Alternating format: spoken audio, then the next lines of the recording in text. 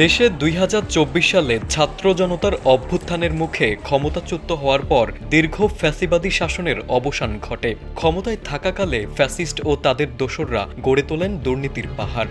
এবার পতিত হাসিনার ১৬ বছরের শাসনামলে নিষিদ্ধ ছাত্রলীগ, যুবলীগ ও আওয়ামী লীগ সহ বিভিন্ন পর্যায়ের দুর্নীতিবাজ নেতাদের তালিকা করছে সিআইডি।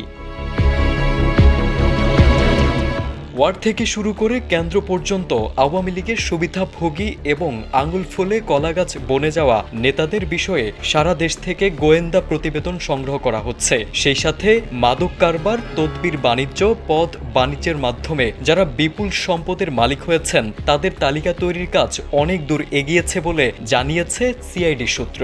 সিআইডি জানায়, দুর্নীতির মাধ্যমে অর্থবিত্ত গড়ে তোলা এসব নেতাদের নামে মামলা করা হবে।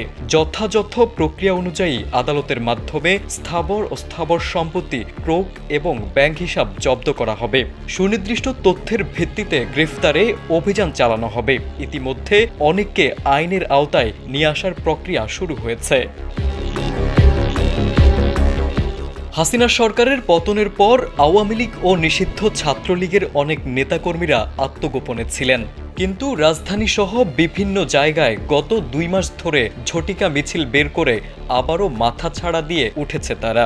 সরকার বিরোধী মিছিল করানোর জন্য কারা অর্থ ব্যয় করছে এবং উস্কানিদাতাদের খুঁজতে তৎপর গোয়েন্দারা। পুলিশের অপরাধ তদন্ত সংস্থা সূত্র আরও জানায়, অবৈধভাবে অর্জিত টাকা খরচ করে দেশের পাশাপাশি বিদেশেও নানা ধরনের ষড়যন্ত্র করে যাচ্ছে ফ্যাসিস্টের দোসররা। দেশে অনেকটা ফুরফুরে মেজাজে থাকা আওয়ামী লীগ ও দলটির নেতাকর্মীরা সামাজিক যোগাযোগ মাধ্যমে মিথ্যা ও উস্কানিমূলক স্ট্যাটাস দিয়ে যাচ্ছেন। ১৬ বছর ধরে অবৈধভাবে অর্জিত বিপুল ধন সম্পদ নিয়ে রীতিমতো সরকার উৎখাত এবং হাসিনাকে ফিরিয়ে আনার জন্য মরিয়া হয়ে উঠেছে আওয়ামী লীগ নেতারা। সূত্র বলছে, আওয়ামী লীগ যদি নির্বাহী আদেশে নিষিদ্ধ না হয় তাহলে সরকার ও বিপ্লবের অংশীদার দলগুলোর এই মহানুভবতার সুযোগে আবারও ফিরে আসার স্বপ্ন বুনতে পারে ফ্যাসিস্টরা। তারেক আজিজ, সময়ের আলো।